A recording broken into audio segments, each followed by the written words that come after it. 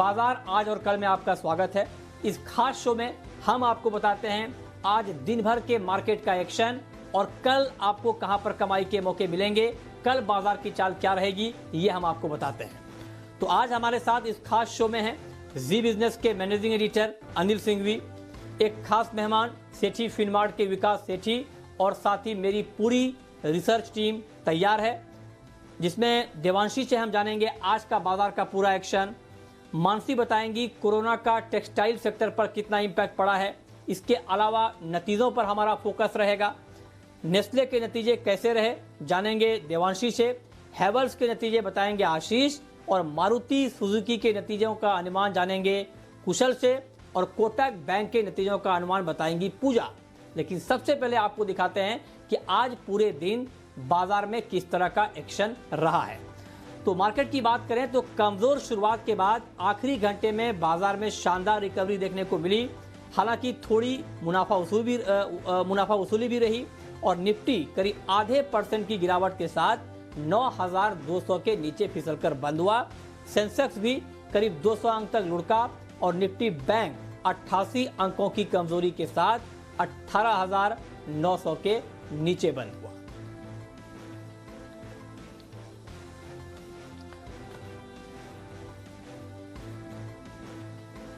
और अब आपको बताते हैं कि आज के बाजार पर एडिटर्स टेक क्या है, और ये बताने के लिए हमारे मैनेजिंग एडिटर अनिल सिंघवी हमारे साथ जुड़े हैं। अनिल जी, बहुत बहुत स्वागत है आपका कार्यक्रम में। आज भी बाजार काफी दुविधा में दिखा, असमंजस में दिखा, लगा जैसे कि बाजार कोई दिशा तलाश रहा हो। आज के कारोबार को आप किस तरह से देखते हैं?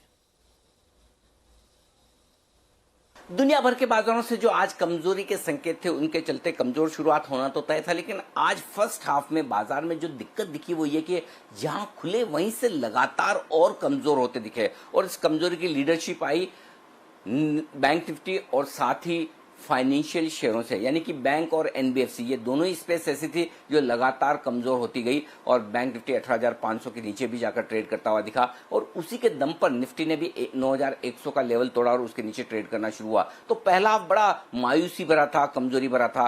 रिलायंस इंडस्ट्रीज, जिसकी 14 मई को रिकॉर्ड डेट है राइट्स इशू की, आज वहां पर भी प्रॉफिट बुकिंग आ गई, वहां भी बिकवाली आई है। तो काफी कुछ बिकवाली का दबाव दिग्गजों में दिखा फर्स्ट हाफ में, लेकिन 2-2:15 बजे के बाद बाजार का मूड एकदम से बदल गया। निचले स्तरों से शानदार रिकवरी आती हुई दिखी है और रिकवरी इस उम्मीद में आई कि देर शाम आज जब प्रधानमंत्री राष्ट्र को संबोधन देंगे 8 बजे तो उसमें किसी तरह के बड़े ऐलान हो सकते हैं। निचले स्तरों से डाउ फ्यूचर्स भी जो 200 पॉइंट नीचे थे सुधरकर सिर्फ 50 पॉइंट ही नीचे रह गए। तो ये दो बड़े ट्रिगर थे जिसके चलते आखिरी घंटे में, अब तक हमेशा आप देखते हैं बड़ी बिकवाली, प्रॉफिट बुकिंग, लेकिन आज रिकवरी आती है दिखिए। तो क्लोजिंग इतनी बुरी नहीं, 9,200 के आसपास निफ्टी का बंद होना बुरा नहीं है, 18,800 के ऊपर बैंक निफ्टी का बंद होना कमजोरी तो है लेकिन इतना बुरा नहीं। तो बाजार एकदम इंपॉर्टेंट सपोर्ट लेवल से घुमा है।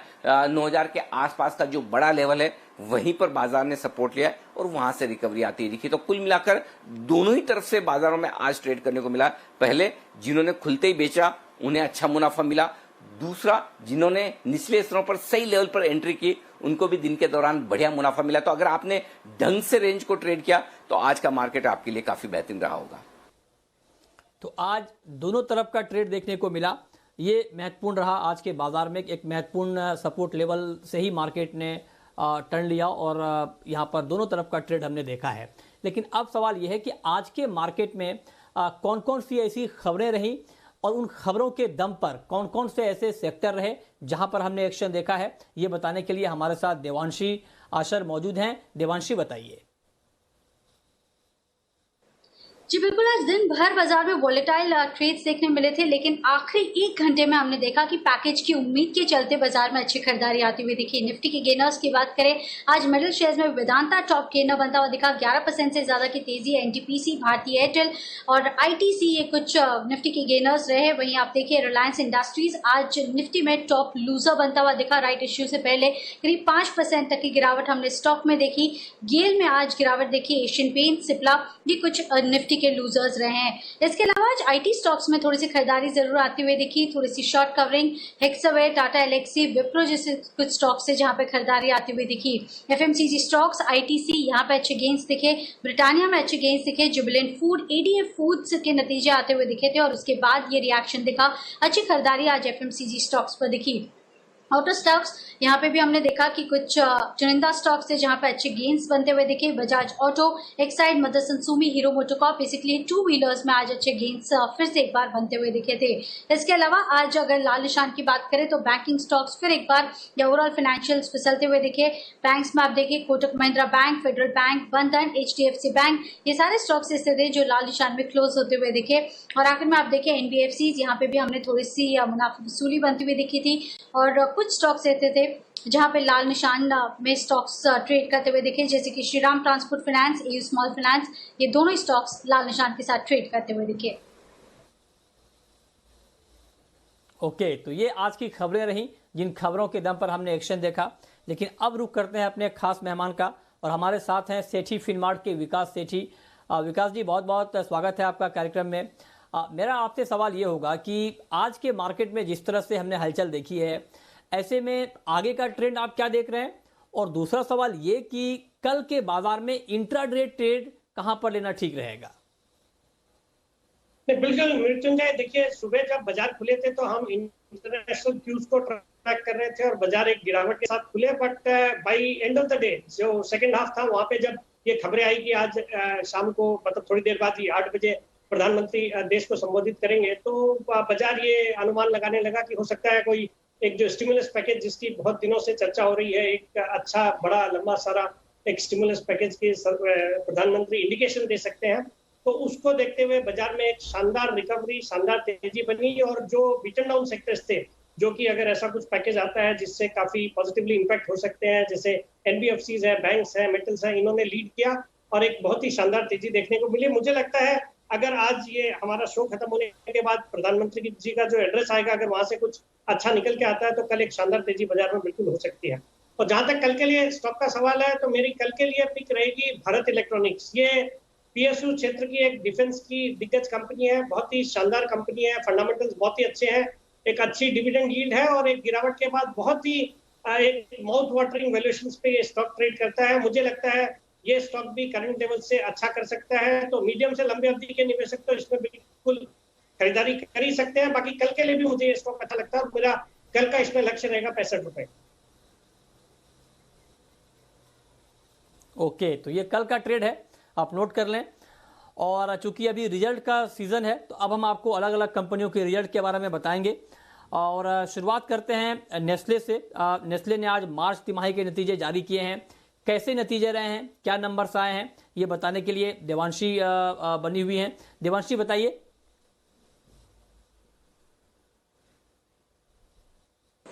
नेस्ले के नतीजे अनुमान से काफी बेहतर आते हुए दिखे हैं। अनुमान था इस बार करीब 2 से 3% की बढ़त आती हुई दिखेगी आय में, लेकिन उसके सामने 10% तक की बढ़त हमने देखी है। कुल मिलाकर आप देखिए करीब 3,325 करोड़ रुपए कंपनी ने आय क्लॉक इन की है। इसके अलावा अगर कामकाजी मुनाफे की बात करें 5% बढ़कर 793 करोड़ पे आते हुए दिखे। मार्जिन इस बार काफी ज्यादा सुधरते हुए दिखे, लेकिन करीब 24% के आसपास आए हैं। अनुमान था करीब 21 से 22% रहने का, लेकिन उसके सामने 24% के करीब मार्जिन कंपनी ने क्लॉक इन किए हैं। मुनाफे की बात करें तो इस बार 13% तक की बढ़त के साथ 525 करोड़ पे मुनाफा आया है। कंपनी को इस साल जो टैक्स घटते हुए दिखे हैं उससे काफी फायदा मिलता हुआ दिखा और इसी के चलते 13% तक मुनाफा बढ़ा है। साथ ही आप देखिए जो डोमेस्टिक सेल्स है, अनुमान था कि करीब 2 से 3% आते हुए दिख सकते हैं, लेकिन इस बार जो डोमेस्टिक बिक्री है करीब 10.7% बढ़ती हुई दिखी। ये काफी ज्यादा पॉजिटिव फिगर्स आते हुए दिखे हैं। नेस्ले के नंबर्स अनुमान से काफी बेहतर है। ओके, तो अब जो नेस्ले के नंबर आए हैं विकास जी, आंकड़ों को देखने के बाद आपका क्या नजरिया बन रहा है नेस्ले के ऊपर और इसमें किस तरह का ट्रेड लेना चाहिए? बिल्कुल मृत्युंजय, बहुत ही शानदार नतीजे आए हैं। हर फ्रंट पे बाजार के एस्टिमेट्स को बीट किया और मैं इस स्टॉक में एक अच्छी खासी तेजी का देखता हूं। और सबसे अच्छी बात यह है कि आज नतीजों के एंटिसिपेशन में जाते हुए स्टॉक ने कोई तेजी करी नहीं है। स्टॉक आज वीक था, करीबन 100 रुपए करीब वीक था। मुझे लगता है कल इस स्टॉक में बहुत अच्छी तेजी बनेगी and I would not be surprised if अगर बाकी सब चीजें ठीक आती है जैसे हम एक्सपेक्ट कर रहे हैं कि अगर कोई पैकेज के इंडिकेशन आते हैं तो बाजार में एक अच्छी उछाल आती है, तो ये स्टॉक भी बहुत अच्छा पार्टिसिपेट करेगा और कल 4-5% की इसमें बिल्कुल तेजी देखी जा सकती है। ओके, तो आप कह रहे हैं कि बहुत ही अच्छा स्टॉक है, बहुत अच्छा रिजल्ट है, तो अच्छा परफॉर्मेंस आगे इसमें दिखेगा, अच्छी तेजी इसमें आगे दिखेगी। और नेस्ले के बाद बात करते हैं हैवेल्स के नतीजों की। हैवेल्स ने भी चौथी तिमाही के नतीजे जारी किए हैं। कैसे नंबर आए हैं, मुनाफा कितना रहा है, आय कितनी रही है, ये डिटेल जानकारी के साथ हमारे साथ आशीष चतुर्वेदी हमारे सहयोगी जुड़े हैं। आशीष, बताइए।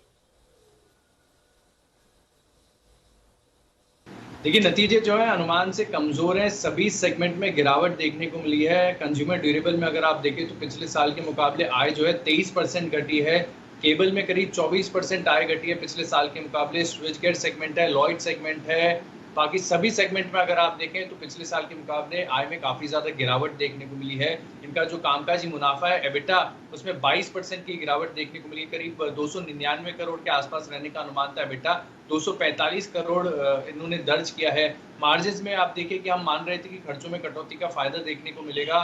कंपनी के मार्जिन्स करीब 12% रहेंगे, लेकिन मार्जिन जो है कंपनी ने 11% के आसपास दर्ज किए, यानी जो मार्जिन रिपोर्ट किए हैं वो भी अनुमान से कमजोर देखने को मिले हैं। लेकिन मुनाफे का आंकड़ा देखें, यहाँ पर गौर करिए, 170 करोड़ का अनुमान था, उसके अगेंस्ट अगर आप देखें तो 177 करोड़ का मुनाफा दर्ज किया है कंपनी ने, जिसके पीछे का कारण ये है कि इस बार जो है कंपनी को करीब 19 करोड़ का टैक्स क्रेडिट मिला है, जिसके चलते आंकड़ा आपको थोड़ा सा बेहतर देखने को मिला है। लेकिन ऑपरेशनली अगर आप देखें तो नतीजे अनुमान से कमजोर ही हैं। ओके, तो आशीष ने ये बताया कि जो नतीजे हैं वो अनुमान से कमज़ोर रहे हैं। हालांकि अप्रैल मई का महीना कंज्यूमर ड्यूरेबल्स के लिए एक पीक सीजन होता है, लेकिन इस बार लॉकडाउन की वजह से डिमांड पर बड़ा डेंट पड़ा है। तो ऐसे में आपका क्या व्यू होगा सेठी साहब हैवेल्स के ऊपर? बिल्कुल मृत्युंजय, देखिए नतीजे जिस तरह के आए हैं, नतीजे तो काफी डिसअपॉइंटिंग है और उस पर बाजार का एक नीचे रिएक्शन बिल्कुल आना चाहिए, स्टॉक कल वीक रहना चाहिए। बट मुझे लगता है अच्छी क्वालिटी की कंपनी है। अगर किसी का मीडियम से लंबी अवधि का नजरिया है तो घबराने की जरूरत नहीं है। मुझे लगता है ये क्वार्टर या फिर ये अप्रैल टू जून क्वार्टर भी खराब रह सकता है, बट डेफिनेटली एक अच्छी कंपनी है। और इन लेवल्स पे जब ये अपनी 800 के हाइट से गिर के आज 480 के लेवल्स पे ट्रेड करता है, मुझे लगता है अगर ये 450 के लेवल्स तक अगर आता है स्टॉक तो फिर एक अच्छा खरीदारी करने का मौका होगा। सिर्फ कंडीशन यही रहेगी कि आपका नजरिया 9 से 12 महीने का रहना चाहिए। स्टॉक फंडामेंटल्स अच्छे हैं और मुझे लगता है वहां से एक अच्छे अपसाइड बिल्कुल आने वाले एक मीडियम से लंबी अवधि में बिल्कुल देखे जा सकते। ओके, तो आप कह रहे हैं कि भले ही अभी इसमें गिरावट रही हो, भले ही अभी डिमांड कम है, लेकिन लॉन्ग टर्म के लिए आपको ये शेयर अच्छा लग रहा है। ठीक है, ये तो बात हो गई आज के नतीजों की। अब हम बात करेंगे कल के नतीजों की। और कल कोटक महिंद्रा बैंक तिमाही नतीजे जारी करेगा। कैसे ये नतीजे रह सकते हैं, क्या अनुमान है, डिटेल इंफॉर्मेशन के साथ पूजा त्रिपाठी आप हमारे साथ जुड़ी हैं। बताइए पूजा। कोटक महिंद्रा बैंक से देखिए इस तिमाही अच्छे प्रदर्शन की उम्मीद है, लेकिन निजी बैंकों के अगर हम नतीजे देखें तो हम देख रहे हैं कि नतीजे तो अच्छे आए हैं, लेकिन अगर इनके आउटलुक की बात करें तो वो यहाँ पर ज्यादा कुछ अच्छे यहाँ पर दिखाई नहीं दे रहे हैं। इस वजह से हमारा जो अनुमान है उसमें ब्याज से आय में 19% की ग्रोथ देखने को मिल सकती है। मुनाफा 26% से बढ़ेगा। प्रोविजनिंग की अगर बात करेंगे तो वहां पर गिरावट देखेगी, ये हम उम्मीद करके चल रहे। हो सकता है यहाँ पर कुछ पॉजिटिव सरप्राइज दिखे। क्वार्टर ऑन क्वार्टर 85% की यहाँ पर गिरावट देखने को मिल सकती है, क्योंकि पिछले क्वार्टर ही बैंक ने जो अपने बुक्स में प्रोविजनिंग थी वो काफी अच्छी तरीके से कर ली थी। तो इस बार हम उतनी कुछ प्रोविजनिंग की उम्मीद भी नहीं कर रहे हैं। इसके अलावा अगर कुछ और नंबर्स की बात करें तो इनके कस्टमर डिपॉजिट भी 20% से बढ़ेंगे। नेट लोन में करीब 7% की बढ़त रहेगी। कासा रेशियो 56% पर मजबूत रहेंगे। तो फिलहाल अभी इस तिमाही के नतीजों को लेकर तो यहाँ पर कोई दिक्कत नहीं है, लेकिन आने वाले समय के लिए क्या आउटलुक और क्या बयान आता है मैनेजमेंट की तरफ से, ये काफी इंपॉर्टेंट होगा देखना। ओके, और कल मारुति सुजुकी के भी नतीजे आने वाले हैं। मारुति के नतीजे कैसे रह सकते हैं ये बताने के लिए हमारे साथ कुशल गुप्ता जुड़े हुए हैं। कुशल, बताइए। तो मारुति के नंबर्स जो है कमजोर रहने का ये अनुमान है। इनफैक्ट मुनाफा अगर आप देखें तो वहां पर करीब 29% की गिरावट हम एक्सपेक्ट करके चल रहे हैं और 1282 करोड़ का जो है मुनाफा कंपनी पोस्ट कर सकती है, क्योंकि इनकी अन्य आय जो है उसमें करीब 15-16% की फॉल हम एक्सपेक्ट करके चल रहे हैं। इसके अलावा अगर आप इनकी आय देखें तो वहां पर भी जो इम्पैक्ट है, जो ओवरऑल वॉल्यूम डिक्लाइन हुई है 16-17% की, उसकी वजह से इनकी आय में करीब 15% का फॉल हम एक्सपेक्ट कर रहे हैं। और साथ ही अगर आप कंपनी की मार्जिन्स देखें तो वो भी 10.5% से घटकर करीब 9.5% रहने का अनुमान है, क्योंकि इन्होंने जो अधिकतम डिस्काउंट्स दिए हैं इस दौरान, उसका इम्पैक्ट इनकी मार्जिन्स पर भी आता हुआ नजर आएगा। दो चीजें इंपॉर्टेंट है यहाँ पर कि कंपनी की अब प्रोडक्शन और साथ ही जो सप्लाई चेन की दिक्कतें हैं या अब वो सुलझती हुई नजर आ रही है जैसे जैसे लॉकडाउन रिमूव हो रहा है, तो उस पर मैनेजमेंट की क्या कमेंट्री रहती है वो इंपॉर्टेंट होगा। और दूसरा, मार्केट से जो डिमांड आ रही है वो कैसी है, क्योंकि इन्होंने काफी सारी डीलरशिप भी हाल फिलहाल खोली है। तो ये दो चीजें जो है देखनी काफी इंपॉर्टेंट होगी मारुति के नतीजों में। तो विकास जी, आपने सुना कि क्या अनुमान है कोटक महिंद्रा बैंक के नतीजों को लेकर और मारुति सुजुकी के नतीजों को लेकर के, तो ऐसे में क्या व्यू रखना चाहिए इन दोनों कंपनियों पर? देखिए मृत्युंजय, जहां तक पिछले क्वार्टर्स के नतीजे का सवाल है, पिछले क्वार्टर के मुझे लगता है दोनों के नतीजे ही थोड़े डिसअपॉइंटिंग रहने चाहिए। और जो कि मोरलेस ये जो प्राइसेस है दोनों स्टॉक्स के, वहां पे मोरलेस प्राइस्ड इन है, अनलेस की बहुत बड़ा कोई डिसअपॉइंटमेंट होता है। बट इन जिस तरह के नतीजे बाजार एक्सपेक्ट कर रहा है, मुझे लगता है उसी तर्ज पे नतीजे आने चाहिए। तो उस लिहाज से दोनों स्टॉक पे करंट लेवल से बहुत ज्यादा कोई गिरावट नहीं देखता हूँ। और खास करके मारुति पे मुझे लगता है जिस तरह से खबरें आ रही कि इन्होंने अपने रिसेंटली पिछले 2-3 दिनों में अपने प्लांट वगैरह चालू करे हैं और जिस तरह से ऑटो सेक्टर में एक अच्छी तेजी का माहौल बना है, मुझे लगता है ये स्टॉक यहाँ से अच्छा करना चाहिए। काफी बीटन डाउन वैल्यूएशंस पे ट्रेड कर रहा है और इस स्टॉक में बिल्कुल खरीदारी करने की सलाह रहेगी from a trading point of view और even from medium to long term point of view. और जहां तक कोटक बैंक का सवाल है, वहां पे जो प्रोमोटर स्टेक कम करने की जो एक हैंगओवर है, वो जब तक नहीं सरकता स्टॉक में बहुत ज्यादा तेजी की उम्मीद नहीं कर रहा हूँ। इसमें ऐसी भी अटकलें हैं कि मैनेजमेंट कुछ स्टेक सेल कर सकते हैं या fresh bye issue of equity कुछ फंड्स रेज कर सकते हैं, तो वो देखना पड़ेगा उस तरह की न्यूज फ्लो को। बट ओवरऑल अगर ये स्टॉक यहाँ से और कुछ 5-10% अगर टूटता है, तब ये भी एक बाइंग का कैंडिडेट बन जाएगा। मतलब गिरावट में खरीदारी करने की सलाह रहेगी कोटक बैंक को। और अब वक्त है ये जानने का कि कल के बाजार में आपकी रणनीति क्या होनी चाहिए। बताने के लिए हमारे मैनेजिंग एडिटर अनिल सिंह भी जुड़े हुए हैं। अनिल जी, कल के बाजार में किस तरह की रणनीति बनाना ठीक रहेगा? कल का बाजार दो चीजों पर डिपेंड करेगा। पहला तो अमेरिका, नेचुरली 50 पॉइंट नीचे डाउ फ्यूचर्स है। अब अमेरिका में 2-3 दिन अच्छी तेजी के बाद कल प्रॉफिट बुकिंग आती दिखी, उसकी वजह से वहां के बाजार कमजोर जरूर हुए, लेकिन डाउ फ्यूचर्स उतने खराब नहीं है। तो अगर अमेरिका में एक अच्छा सेशन होता है तो वो राहत वाला होगा, और अगर कमजोरी फिर से होती तो लगातार दूसरे दिन फिर अमेरिकी बाजार अच्छे कमजोर होकर बंद हो तो हमारे लिए ऊपर टिकना मुश्किल होगा। लेकिन इसके साथ साथ कल हमारा अपना एक घरेलू संकेत बेहद अहम रहेगा, वो है प्रधानमंत्री जी का भाषण। आज वो किस तरह से ये कहते हैं कि देश की आर्थिक गतिविधियां किस तरह से वापस ट्रैक पर आएंगी, क्या किसी बड़े राहत पैकेज का ऐलान करते हैं, इकोनॉमी को वापस मजबूती देने के लिए उनकी क्या योजनाएं हैं, लॉकडाउन को लेकर वो क्या सोच रहे हैं, किस तरह से लॉकडाउन खोला जाएगा या बढ़ाया जाएगा। तो ढेर सारे वो इफ और बट हैं जिनके जवाब आप लेना चाहते हैं। तो काफी कुछ इस बात पर डिपेंड करेगा कि प्रधानमंत्री आज लॉकडाउन को लेकर और अर्थव्यवस्था को लेकर क्या कुछ कहते हैं, क्या कुछ करते हैं।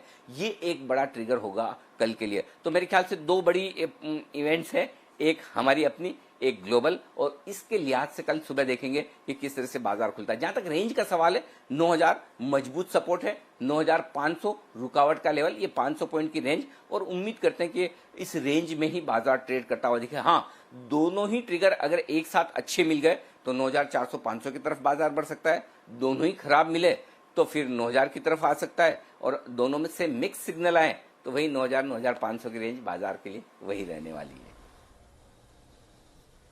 ओके, तो कल का बाजार बहुत अहम रहेगा। महत्वपूर्ण खबरें हैं, क्या ऐलान यहां पर होते हैं आर्थिक पैकेज को लेकर के, और अमेरिका से क्या संकेत मिलते हैं, उसके ऊपर बाजार की चाल निर्भर करेगी। अब विकास जी, मैं आपसे जानना चाहता हूं कि ऐसे मार्केट में अगर कोई पोजिशनल ट्रेडर है, पोजिशनल ट्रेड करना चाहता है, तो उनको कहां पर ट्रेड करना चाहिए? और दूसरा सवाल ये कि अगर कोई लॉन्ग टर्म के इन्वेस्टर हैं तो उनको अभी कहां पर पैसा लगाना चाहिए? बिल्कुल मृत्युंजय, पोजिशनल ट्रेड के तौर पे मैं रेकमेंड करना चाहूंगा बजाज ऑटो। अभी थोड़ी देर पहले भी मैं चर्चा कर रहा था कि मुझे लगता है ऑटो सेक्टर और खास करके वहां पे टू व्हीलर का जो सेगमेंट है काफी अच्छा करना चाहिए। एक तो बजाज ऑटो ने भी कल अनाउंसमेंट किया कि कल से इनके जो भारतवर्ष में मैक्सिमम सभी जगह डीलरशिप शुरू हो गई है। और हाल ही में हीरो मोटो के भी कमेंट्स आए थे कि एक ही दिन में उन्होंने 10,000 व्हीकल्स बेचे हैं। तो मुझे लगता है टू व्हीलर्स की डिमांड काफी अच्छी रहेगी। और ये जो कोरोना वायरस के कारण जो सोशल डिस्टेंसिंग या लोगों को जो पब्लिक ट्रांसपोर्ट यूज करने में जो दिक्कतें या जो डर लगेगा, जो लोकल ट्रेन या बसेस या फिर इवन ओला उबर यूज करने में, तो मुझे लगता है इस कारण से टू व्हीलर्स की डिमांड अच्छी बढ़नी चाहिए। तो वहां से मैंने बजाज ऑटो को पिक किया है। मुझे लगता है 7 से 10 दिन में 2850 तक के लेवल्स इसमें आ सकते हैं। और जहां तक लॉन्ग टर्म का सवाल है, मैं एक फार्मा कंपनी रिकमेंड करना चाहूंगा। कंपनी का नाम है लॉरस लेबोरेटरीज। ये कंपनी भी एक शानदार कंपनी है, फंडामेंटल्स बहुत ही अच्छे हैं, बहुत ही अच्छी बैलेंस शीट है। हाल ही में एक ब्लॉक डील हुई थी, उसके कारण स्टॉक में एक थोड़ा प्रेशर आया, बट एक बहुत अच्छा मौका है लंबी अवधि के निवेशकों को इसको एक्वायर करने का। हाल ही में इन्होंने जो हाइड्रोक्सी क्लोरोक्विन भी अपनी मार्च के महीने में लॉन्च करी है। उसके अलावा जो एक गिलियड की जो एक ड्रग है रेमडेसिविर, जिसके लिए दुनिया भर में माना जा रहा है कि कोरोना के लिए इलाज में कारगर साबित हो सकती है, उसकी भी लाइसेंसिंग एग्रीमेंट के लिए ये भी एक सीरियस कंटेंडर है। मुझे लगता है इस स्टॉक को करंट लेवल्स पे बिल्कुल खरीदना चाहिए। मेरा इसमें 1 साल का लक्ष्य रहेगा 650 रुपए। ओके, चलिए, बहुत शुक्रिया विकास सेठी साहब आपका, और साथ ही मेरी पूरी रिसर्च टीम का बताने के लिए कि आज का बाजार कैसा रहा, क्यों रहा, कौन कौन सी खबरें रहीं और कल का मार्केट कैसा रह सकता है, कहां पर कमाई के मौके बन सकते हैं। तो फिलहाल इस बुलेटिन में इतना ही।